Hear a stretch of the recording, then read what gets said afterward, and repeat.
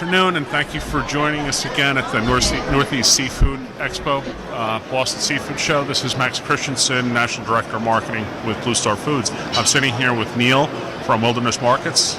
Neel, welcome. Thank you. Nice to be here. Thanks for appearing as a guest on our podcast. So just wanted to welcome you to the show. We've had a number of guests today, but basically the theme here is just talking about milestones and achievements that have been realized in sustainability efforts within the global seafood industry. How long have you been engaged or involved with sustainability and fishery improvement projects overall throughout your career?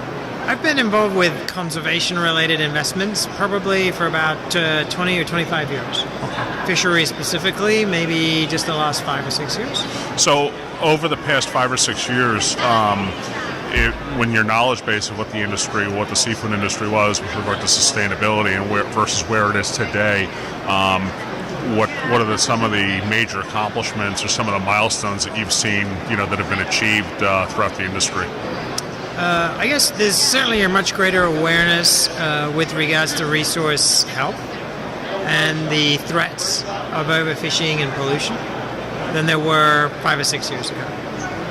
There are a lot more companies that are serious about trying to deal with those issues than there were 5 years ago when I started doing this. And when you look at this, when you look at the seafood industry and the awareness that's coming out now and some of the achievements that have been realized, when you look at it from the standpoint of the consumer side for how consumers interact, because ultimately consumers are the end user of the product or the end consumer of the product, whether they're getting their seafood through retail or food service channels is kind of irrelevant. They still, by and large, want to have an idea as to where the product comes from and how it was reared or sourced or harvested. What's your take on how that awareness has improved or picked up since you've been involved in this on the consumer side? There's been some significant change on the consumer side over the last 5 or 6 years. I think the principal areas of interest are around wild caught and around origin. Less so around sustainability in and of itself. That is also something that we found true in the millennial group, and also with wealthier consumers. Millennials are definitely a significant demographic. I mean, their population base is 76 million. They're very impactful for any consumer products, any goods being bought in the U.S. today, and not just the U.S. but globally as well. There's strong millennial movements, in the U.K. and throughout the world. But the basis here is that there seems to be greater awareness about responsibility and sustainability within products. But to your point, you're finding that that's not as much of a driving factor, but wild caught is becoming more of a driving force behind where their key interest levels are as to what may make them buy or not buy a product. Does price have anything to do with that you're finding? To a certain extent, that folks from the data we've seen and from the companies we've worked with are willing to pay more for wild caught product than they are for farmed. There's a definite preference for wild over farmed. Do you see a correlated percentage, like they'll pay 10% more, 20% more, or is it dependent on the product? I think it depends on the product and the sector. Okay. And it's obviously marketed as wild caught, and they'll pay more for it at that. And do you find that at the consumer level in retail, or at the food service level, or? We've seen it flow through. Okay. Yeah. And based on your previous experience on the improvement projects that you've worked on, what do you see as from where a lot of these improvement projects started from 5 years ago to where they are today? Are there any that stand out in your mind as far as significant gains or significant betterments to the industry that you'd like to share with us or point out? So that's a tough question. There's been a lot of effort and a lot of work around these fisheries improvements, but I think they have been primarily driven with a focus around governance and less so around changing livelihoods of fishermen. And I think that's been one of the challenges that people are now starting to appreciate, and are now starting to address. So we're really thrilled to see how Blue Star is developing some of their applications to connect directly to fishermen and reward them and provide incentives for changes in practices. It's, any industry we've seen over the past 10 to 15 years, just in a general and from the general sense, we've seen several industries benefit from automation and benefit through data. And to your point, Blue Star's done a tremendous job as far as, and part and parcel, so of the groups aligned with Blue Star that have helped, yourself included, that have helped move this forward. And through data, we are able to learn and record what the outcomes are going to be and what the probabilities are, and form hypotheses based around those. Everything is data driven. We look at the transportation industry, you look at the energy industry, and they've all been automated, changed, and improved via data. So it would only make sense that the seafood industry would be improved by data. Do you see improvement in other areas of the seafood industry that data can help get us there faster? Oh, absolutely. I think there's been like I said earlier, a general focus around kind of changing governance without looking specifically at what happens at the boat and the vessel level. And using good data, I think we're able to get down to that boat level and be able to identify the folks who are complying with some of the changes that are required, and also identify the folks that can't. And that allows you to be much more cost effective in terms of interventions and changes in practices, rather than taking a sledgehammer. It's the difference between just taking a scalpel and a sledgehammer to a problem. Sure, absolutely. Much more refined and simpler and fluid approach. So within data, within capturing data and using that, do you see apprehension from others that don't want to either other species classes or that type of thing from kind of going? It's a painstaking process if you haven't used data before.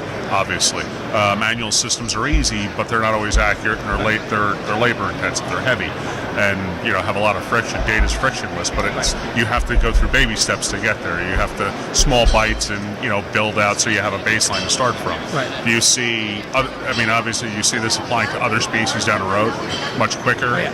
And do you see apprehension in that from other species groups, or do you see them willing to jump on board? I don't know if it's apprehension in species groups. I think there's just different folks in different within each species group. There are different companies who are dealing with this in a different way. So there are some folks in the tuna sector who are really embracing data, and there are others who aren't. Sure. And there's folks here in the crab sector who are embracing it, and there's others who aren't. I think one of the big changes is going to be the new seafood import monitoring requirements into the United States. But that doesn't yet apply to a lot of other fisheries in the world. Sure. So it's a beginning. Yeah, it's a beginning, and it's nothing's gained overnight. Then obviously, anything you want to share that anything else you've seen that you'd like to share with the audience as far as from what you see coming out, let's say in the next 10 years, as far as the future goes. What? You're very well versed in data capture and how it applies and how it breaks things down much faster and provides information to affect change. Is there anything that you either foresee in the future or would like to, let's say? Right. I think one of the big unknowns is going to be the impact of climate change on wild capture fisheries. There's not enough information yet to know what that will be, but we know it will be significant. So based on what we're seeing in the tropical areas with the decline of corals, but also in some of the cooler waters in the south and the north, we've seen species shift pretty significantly.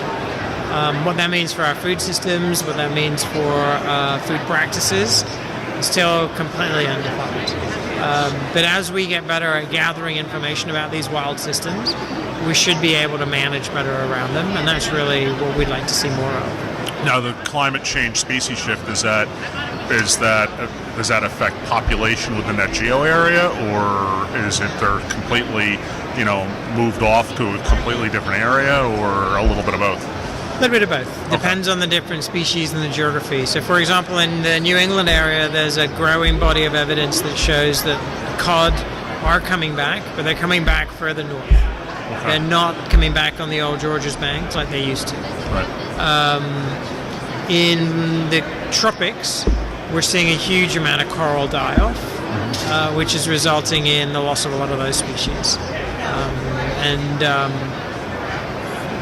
It remains to be seen what will happen. That's a lot of those are water temperature. Both of those are actually water temperature driven. Water temperature related. Driven by climate change. And do you see lower populace of these species by and large, or about the same, just spread out? Good question. I think generally there are lower populations right now, based on the data we've seen overall. But it's still we're still early in the knowledge of this. The cycle is aged, but we're early in the knowledge. No one's really aggressively studied the issue of climate change on populations of fish species. So you see that as potentially being an emerging category within sustainability itself over the next 5-10 years? It's definitely a risk. Yeah. Definitely a risk. Interesting. It's all obviously going to affect everything, and based on that, when climate impact or climate change impacts specific species or geo areas of species, do you foresee the ability to restock species if that happens down the road through other programs? Possibly. It's hard to tell. I mean, now we're kind of coming into the area that you'd be better off asking a marine scientist or a species biologist rather than a simple finance guy like me. Simple. You have a very good track record. Impressive knowledge base within the whole category. It's pretty wild. How long? What do you foresee in the next few years for your own group and your own who you're with currently, and what you would like to see kind of change into or grow into, centered around sustainability and global seafood? Right now we're really principally focused on trying to make sure that good data is available for decision making. We'd like to try to move away from kind of opinions around a lot of the decisions that are out there to good data, so that we can better assess risk in some of the different investments that are being presented. Alternatively, using that data to design instruments that address the risks that have been identified. Now, when you get into data, do you see the technology advancing to the point where it becomes a whole programmed application and what have you, down to a very simple, just everything's loaded onto a handheld device and it's pre-loaded and ready to go, and it's plug and play for any species anywhere? I mean, do you foresee that, what type of timeline would you say that could be possible in? Basically, the technology exists already. The designs exist already. The processes exist already. It's really a question of adoption. And so, as we've kept an eye on this sector, we reviewed close on to 40 different companies or products that are in this space. And they all fundamentally lack adoption. And there's going to be some cleaning out, some winnowing out of those different opportunities. But we're sort of in the very early stages of the internet for this space, if you like, the data for this space. Yeah. So cloud-based deployment.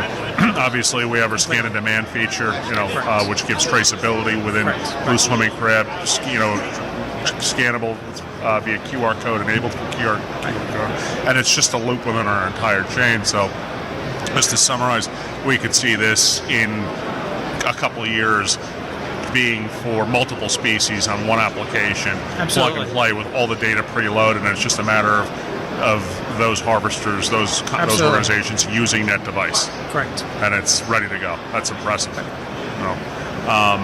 Do you see the next generation of this being linked, closing the whole link within supply chain and everything monitored, and having true transparency and verifiable traceability with everything from harvester to plate in transit? Absolutely. I mean, the technology exists for transportation now. Right. TPR devices, time control, reading, etc. So this will be a soup to nuts application or soup to nuts device that encompasses everything. And you don't see a limit to the species as long as the process was put into place to capture that data that's needed. Correct. Fantastic. Really, I think at this point it's a case of the will of the companies to adopt it. The technology is available to roll out. and it works. And the firms that are first in line to adopt it and implement it will benefit from better supply chain knowledge, better intelligence about what's coming through their purchasing systems, more efficient sales based on what's available in their systems. If you knew a week ahead of your competitors of the meat composition that you were purchasing, you would be better positioned to place that meat ahead of everybody else. Absolutely.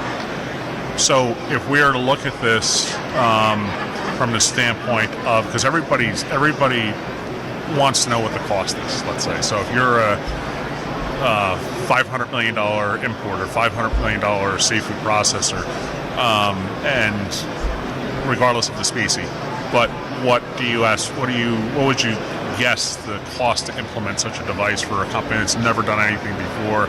So you have to start from ground zero on establishing the data. Or let's say it's a species that's already got data established through your work, through other species. What's the cost, let's say, to implement this into an average organization? It is literally pennies on the pound, pennies on the dollar in terms of what you would be putting into the system. Given the existing architecture, the existing cloud-based systems, the increased costs are marginal. So the takeaway here is that if more organizations transacting commerce within global seafood dedicated the time and research to it and just jumped on, it would be pennies on a dollar for them to have basically full transparency, full traceability within their supply chain, and also protecting the species at the same time. So it's basically getting the message out that this is the wave of the future. What would you say would be, I mean, do you foresee this picking up? What do you think is going to be the major catalyst for this, for more companies to jump on board? I think in the short run, the seafood import monitoring program, the requirements into the U.S. markets, are going to push a lot of folks to try to essentially reevaluate their ability to track product back to where it was harvested. And this meets that need very easily. Sure. I think then as folks get more familiar with it, creating the social connections with the fishers, the harvesters, and their buyers, the consumer or the groups of buyers. It provides a really good message, especially, again, back to that millennial group, that they can connect to. Yeah, and one of our previous guests said they're actually they're actually surprisingly experiencing a relatively decent connection, not only with millennials, but within, back to your point earlier, the wild category of seafood. And she had shared with us that she's actually experiencing quite a relevant connection and quite an impactful connection of other demographics besides the millennials on the wild side. And they're actually, it's indicating that they're willing to pay more money for a wild caught species. So it's kind of moving beyond millennials and into other age demographics, let's say 40 to 60-year-old age populace, or 65, which is impressive too, because it means there's more of a global concern on sustainability and traceability, or as I like to say, the path to sustainability, because we realize we're not all sustainable yet, but we're getting there. Anything else you'd like to add before we conclude or wrap up? No, I guess thank you very much for the opportunity to be here. No, Neel, thank you so much for appearing. We really appreciate your time on the podcast, and that's it. Enjoy the rest of the show. Thank you. Thank you. You too. All right.